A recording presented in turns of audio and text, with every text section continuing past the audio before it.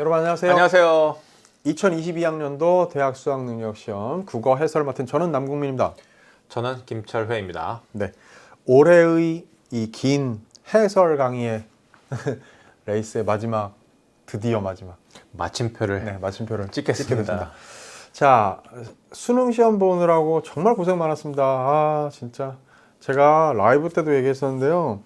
이게 라디오에서 제가 들은 얘기입니다만 그렇구나 싶었던 게, 여러분 고등학교 생활의 대부분을 마스크를 쓰고 지내야 했던 여러분들, 그렇게 힘든 여러분이 또 하루 종일 수능 시험을 긴장된 속에서 마스크를 끼고 하루를 또 힘들게 지났습니다. 아, 안쓰럽습니다. 네, 그리고 더군다나 시험 자체가 또 어려웠기 때문에 여러분의 그 마음이 더 정말 힘들 거라고 생각을 합니다.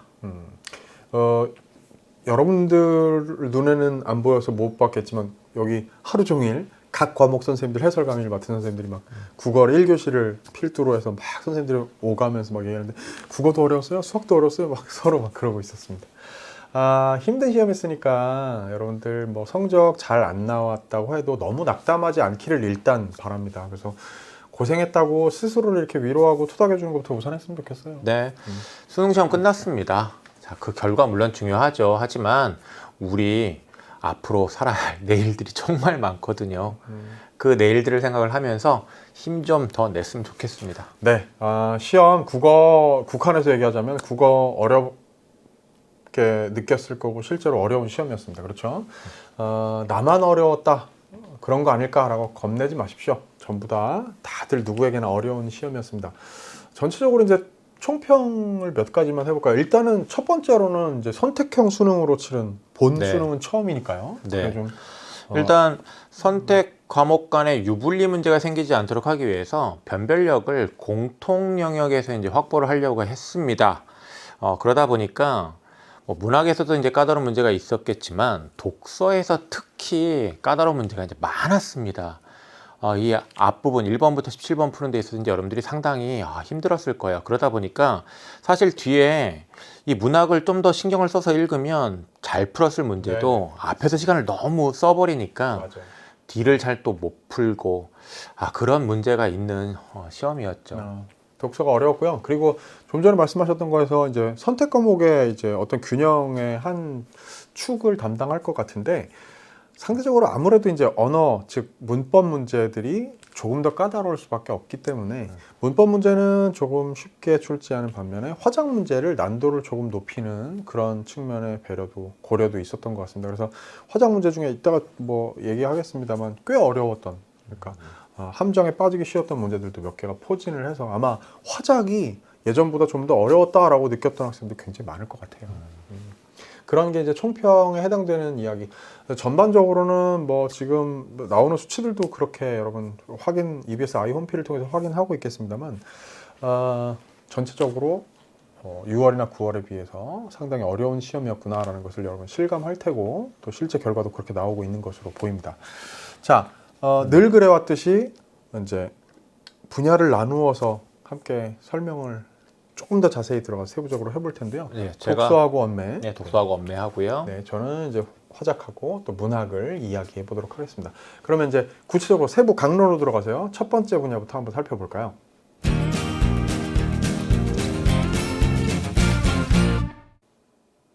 독서의 경향에 대해서 이야기를 좀 하도록 하겠습니다. 일단 첫 번째로요. 1번부터 3번 독서 이론에 관한 내용이 나왔다라는 것이 이제 특징적입니다. 6월 모평부터 이제 출제되었던 것이 9월 모평에 이어서 이제 수능에도 이제 출제가 됐고요. 그런데 그 1번부터 3번의 그 독서 이론에 관한 내용의 난이도는 그렇게 높진 않았어요. 그렇기 때문에 여러분들이 무난하게 이제 풀었을 겁니다. 그런데 그 뒤에 있는 3개의 세트, 이 3개의 세트가 이제 굉장히 난이도가 높았습니다. 자, 그와 관련하여 우리가 이제 그 중요한 경향으로 살펴볼 것은 이겁니다. 하나는 연계고요. 다른 하나는 이제 비판과 추론인데, 독서 연계가 되나요? 자, 이런 물음표를 갖고 있는 학생들이 이제 많았습니다. 실제로 연계 교재와 이제 강의에서 설명한 내용이 수능에 간단하게 이제 인용이 되는 형식으로 이제 출제가 되온 것도 사실은 사실이에요. 그러다 보니까 독서의 연계에 대해서 물음표를 좀 많이 찍었었죠. 그런데 지난 모의평가에서부터 이 연계가 독서에서 뭔가 뚜렷이 되는 그런 경향이 감지가 됐었습니다. 그랬더니 이번 수능에서는 연계가 어떻게 됐냐면 어려웠습니다. 첫 번째 주제통합 세트 인문 철학 관련 내용이었는데 그 어려운 변증법에 관한 내용이 연계가 되어 나왔습니다. 그 다음에 경제 지문 어려웠습니다. 그 경제 지문에서요 중요하게 다루고 있는 내용이 뭐냐면 브레턴 우즈 체제, 그리고 그 전에 이제 근본이 시제에 대한 또 설명도 하고 있는데 환율과 통화에 관련된 개념 원리를 정확하게 이해하고 있어야 됩니다. 근데 그에 대한 설명이 역시 연계 교재에 있었습니다. 강의를 통해서 그 관계에 대해서 구체적으로 설명을 했었죠. 경제에서도 어려운 내용이 연계되어 나왔다라는 겁니다. 사실 경제하면 그렇게 어려운 내용을 다룬다? 그럼 경제를 선택한 학생들이 좀 유리한 거 아닙니까? 물론 유리할 수 있겠죠. 하지만 이 출제의 전제는 연계가 됐다는 겁니다. 연계가 됐기 때문에 대한민국의 수험생이라면 그 연계 교재의 그 내용을 공부했을 것이고 공부했다면 좀 더 이 지문을 잘 읽을 수 있다. 그 전제하에 이제 출제된 측면이 있다라는 거죠. 이러한 이 독서에서의 연계에 대해서 특히 다음 수능을 또 준비를 잘하고자 하는 학생들은 특히 꼭 유념을 잘 해야 합니다. 그리고 이제 비판과 추론인데요. 사실적 이해에 관련된 문제만 출제가 되어 있다고 한다면 독서가 난이도가 그렇게 높지 않습니다. 이 독서가 어려운 이유는 뭐냐면 눈에 보이지 않는 것을 생각해서 우리가 답을 판단해야 되기 때문에 그래요. 그럼 눈에 보이지 않는 것을 생각하는 것 관련해서 특히 유념해야 되는 건 뭐냐면 바로 비판과 추론입니다. 주제통합 세트 인문 철학에 어려웠던 문제 있습니다. 그것은 비판적 사고와 관련이 있어요. 그 지문은 가에서 헤겔의 이론을 제시를 하고 있고요. 나에서 헤겔의 이론에 대한 비판적 입장을 제시하고 있어요. 그 헤겔의 이론에 대한 비판적 입장을 무엇을 문제 삼고 있는지부터 꼼꼼하게 이해하지 않았다면 지문의 논지도 파악을 못했을 것이고 문제도 못 풀었을 겁니다. 추론, 구체적인 상황을 제시를 하고 그 상황에 여러 정보를 적용해서 답을 판단해야 되는 문제가 정말 많이 나왔습니다. 어떤 문제인지 볼까요? 여러분 7번 문제는요. 인문 철학 주제통합세에서 이제 출제된 것인데 앞서 얘기했듯이 나에서 가의 헤겔의 이론을 비판하고 있는데 그 비판하고 있는 것 꼼꼼하게 이해를 잘했어야 풀 수 있는 문제였습니다. 비판적 사고와 관련이 있고요. 그 다음에 여기 12, 13, 16번은 전부 이제 추론적 사고와 관련이 있는 것입니다. 추론이라고 한다면 어떤 근거를 바탕으로 해서 어떤 판단이나 결론을 이끌어내는 것인데 그건 우리가 눈에 보이지 않는 걸 머리로 생각을 해야 돼요. 사고의 힘이 필요한 겁니다. 특히나 이 세 문제와 관련해서 12번 문제 구체적인 상황, 어떤 가정적인 상황을 바탕으로 해서 추론하게끔 했고요. 13번이나 16번도 역시 사례를 주고 그 사례와 관련해 지문의 정보를 적용해서 판단, 결론을 잘 이끌어낼 수 있는지를 측정하고 있습니다. 이렇게 추론적 사고까지 복잡한 사고를 잘 수행을 해야 했다라는 것을 이제 이번 수능 시험의 그런 독서의 출제 경우로 이제 여러분에게 강조를 할 수 있겠습니다. 자, 이어서요. 문학의 출제 경향에 대해서 남궁희 선생님이 말씀하도록 하겠습니다.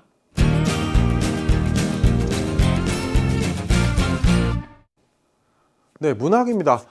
독서가 워낙에 어려웠던 만큼 문학은 상대적으로 조금 더 평이했기 때문에 그래도 조금 더 여러분들에게 위안을 선사할 수 있는 분야이긴 했으나 문제는 순서대로 풀어나가는 학생의 경우에는 독서에서 너무 힘들었기 때문에 문학을 자기 실력만큼 제대로 풀어내지 못한 학생들이 많았을 겁니다. 그게 이제 제일 아쉬운 점이에요. 근데 이제 문학 분야는요, 키워드를 몇 가지 생각해 보면 연계가 7분의 3입니다. 전체 작품이 7개 작품 나오는데 그 중에서 3개 작품이 수능 특강과 수능 완성에서 연계 출제가 되죠. 파이널 체크포인트를 저와 함께 공부했던 학생들이 꽤 많이 있는데요. 벌써부터 적중한 것에 대해서 놀랐습니다. 시험 치는 와중에 딱 그 보자마자 수강후기 쓸 생각부터 했어요. 그런 글들이 막 올라옵니다. 저는 뿌듯하고 참 도움돼서 여러분들에게 도움이 될 수 있었다는 게 영광이고 그렇습니다. 그런데 특히 그 중에서도 연계되지 않은 작품 가운데 위백규의 농가 같은 작품은 놀랍게도 파이널 체크 포인트 말고 든드든든든든 비연계 낯선 작품 정복하는 작전에 약점 공략 강의에서 하필이면 또 그 작품을 다룬 적이 있었어요.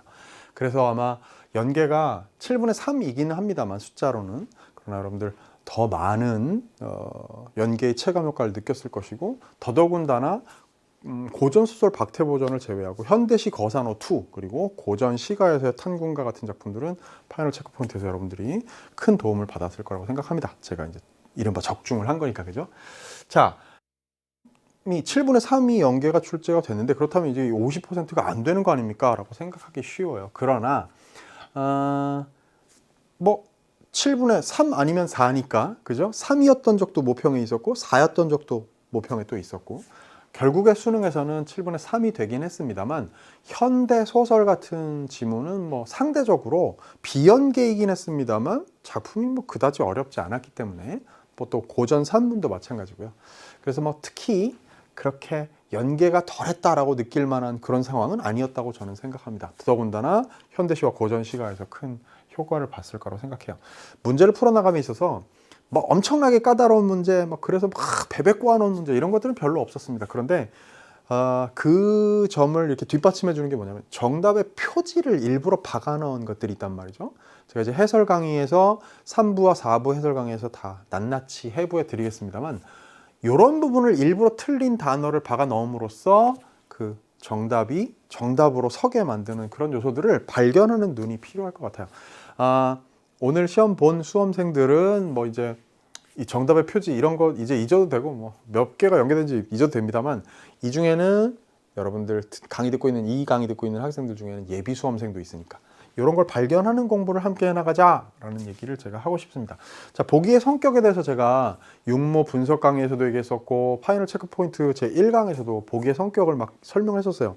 기본형 보기와 심화형 보기, 이른바 제가 뭐 이름을 임의로 붙이자면, 그랬을 때 그 심화형 보기가 특히 나왔을 때는 굉장히 큰 어려운 문제가 출제가 될 수가 있다 했는데, 그게 말하자면 예를 들면 이번에 갈래복합에서 현대시와 고전 산문이 나온 첫 번째 세트에서 기본형 보기가 제시된 264 시에 관한 문제도 있었고요. 19번 문제였던가요? 그 다음에 23번 문제가 바로 그 심화형 보기, 수사법, 특히나 이제 대유에 관련된 것이었는데, 그런 심화형 보기를 달고 있는 문제가 아니나 다를까 문학에서 많은 학생들이 틀린 그런 문제가 되겠습니다. 자, 이런 점들에 유의해서 생각해 보시고, 특히 연계와 관련해서 주목해야 될 문제가 20번, 22번, 30번, 33번, 34번 이렇게 했는데, 20번 문제, 22번 문제는요, 현대시에서 말이에요, 거산호와 관련해서 거산호의 화자가 산에 대해서 보이는 태도에 관한 걸 그대로 20번 문제, 실제로 파이널 체크 포인트도 그렇지만 수능 특강에서 공부했던 그 내용 요소가 그대로 출제 요소로 들어가 있는 문제였습니다. 22번 문제의 경우에는 북창이라는 게요, 북창을 여러 산을 마주하잖아요. 그 북창이 밑줄 그어놓고 기호 달아놓은 게 수능 특강하고 일치했습니다. 그러니까 그 시어의 의미와 기능에 관해서 묻는 문제가 그대로 출제됐다고 말할 수가 있는 것이죠. 자, 33번, 34번은요, 고전 시가에서 말이에요, 탄군가에서 제가 여러 차례 강조했었죠. 특히 파이널 체크 포인트에서 누가 내도 반드시 이 작품의 본질적인 특성은 궁귀와의, 의인화된 궁귀와의 대화 부분, 그걸 빼놓을 수 없다 했는데 33번이 바로 그걸 건드린 문제였고요. 34번 문제의 경우에는요, 우리 수능 완성에서 문제의 그 밑줄 그어서 놓은 시구가 그대로 똑같은 거, 올벼가 반나마 쥐를 먹어 놓은 그 상태에 관한 언급을 한 게 그대로 요 수능에서도 연계 출제가 됐다고 말할 수 있는 그런 상황이 벌어졌습니다. 자, 23번 아까 제가 얘기했던 대로 제일 많은 문학에서 많은 학생들이 틀렸던 어려웠던 문제였고요. 표현법, 수사법에 대한 정보를 바탕으로 해서 복합 세트들을 더군다나 낯선 작품들이 포진해 있는 상황에서 풀어야 했기 때문에 까다로운 문제였어요. 자, 요런 거 어려웠으니까 좀 눈여겨봐야 되겠다. 그리고 예비 수험생이라면 이런 문제들에 대해서 좀 유념해 봐야 되겠다라는 생각을 할 수가 있겠습니다. 자, 문학 이렇게 정리하고요. 화법과 작문으로 넘어가 볼까요?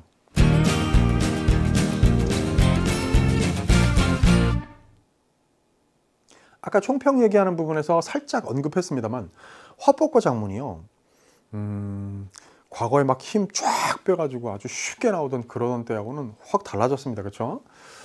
물론 화작이 뭐 독서만큼 어려웠다 이렇게 얘기할 수는 없고요. 또 뭐 문학만큼 까다로웠다라고 얘기할 수 없습니다만, 자, 보너스와 함정 이렇게 키워드를 한번 세워봤는데, 보너스라는 건 그렇죠. 여러분이 여태까지 전략을 습득해온 바탕 위에서 열심히 정답만을 빠르게 골라낼 수 있는 스킬이 자기 몸에 습득되어 있는 사람이라면 보너스로 준 문제, 뭐 좀 이따가 언급하겠습니다만 그런 문제들은 아예 안 읽어보고 지문을 보지도 않고 그냥 답을 골라낼 수 있는 그런 문제들이 있었어요. 제가 해설해서 충실히 설명을 해 두도록 하겠습니다. 자, 함정은요 뭐냐면, 우와, 화작에서 이런 정도의 난도를 보일 수 있는 이런 함정 교묘하게 파놓은 이런 문제들은 흔하지 않아요. 그러니까 물론 화작에도 간혹 한 문제 정도가 까다롭긴 합니다만, 야, 요건 꽤 교묘하게 파놓은 함정인데? 라고 말할 만한 게 한 3문제쯤 존재를 했습니다. 따라서 자, 요 문제들 눈여겨보시길 바랍니다. 35번, 38번이 아까 준 보너스 문제예요. 이런 문제들은 왜 빨리 정답만을 쉽게 골라낼 수 있었는지를 해설 강의를 통해서 확인하시고, 39번, 40번, 45번 같은 문제들은 화작 문제지만 이 정도면 속아 넘어가기 딱 좋게 만들어놨다, 착각할 포인트를 아주 함정을 잘 파놨다 하는 문제들입니다. 여기에 걸려 넘어지지 않았기를 제발 바라고, 또 예비 수험생들이라면 이런 스타일들이 아마 저는 향후의 수능에서도 화작에서 출제진들이 이 문제들은 참고를 많이 할 거라고 봐요. 이런 함정들이 익숙해져야 되는 공부를 해야 될 필요가 있습니다. 자, 마지막으로 언매 김철원 선생님 설명 들어보죠.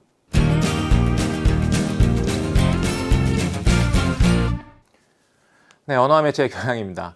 일단 이 언어와 매체와 관련해서 이 언어 부분 예년에 비해서는 이 난이도가 조금 이제 낮아졌다라는 얘기부터 이제 할 수 있겠습니다.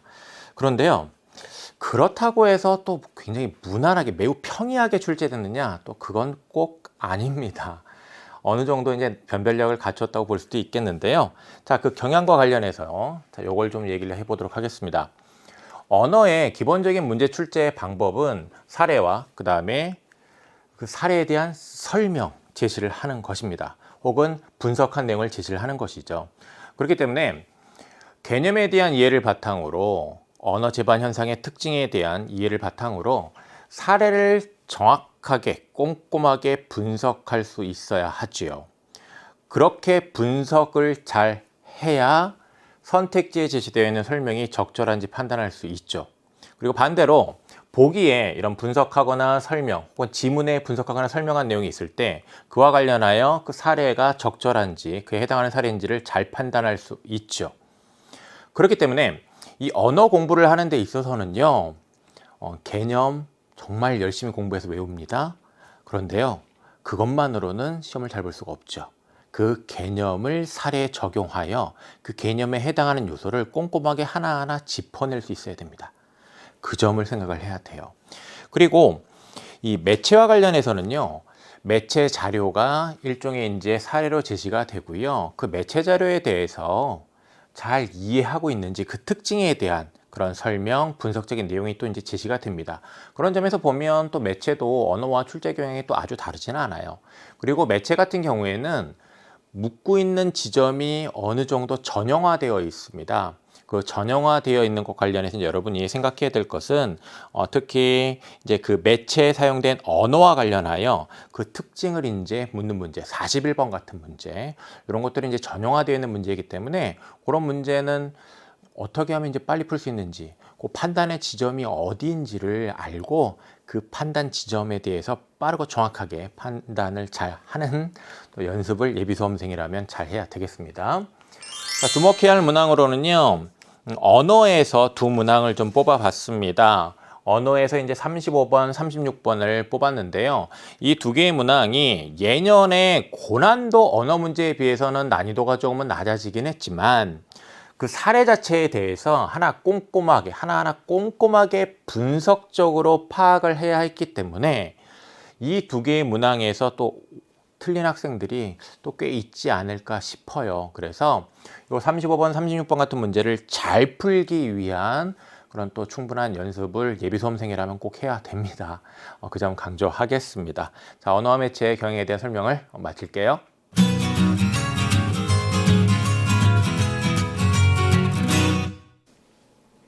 여러분이 오늘 하루 종일 필적 확인 날에다 써넣었을 저 가슴 벅찬 말 네. 넓은 하늘로의 비상을 꿈꾸며 설렙니다.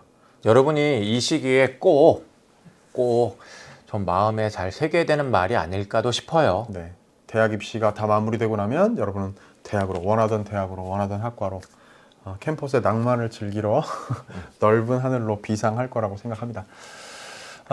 시험 보느라 고생 많았다는 얘기를 처음에 했었는데 마지막에 또 그 얘기를 안 할 수가 없습니다. 너무 결과에 연연하지 마시고 또 좋은 결과 있겠죠. 남아있는 거 또 전형 일정들에 잘 참고하고 또 할 건 해야 되겠습니다. 그렇습니다. 우리 결과 생각해야죠. 하지만 그보다 더 중요하게 생각해야 될 것들도 분명히 있습니다. 그건 바로 뭐냐면 여러분 지금까지 정말 애 많이 써왔거든요.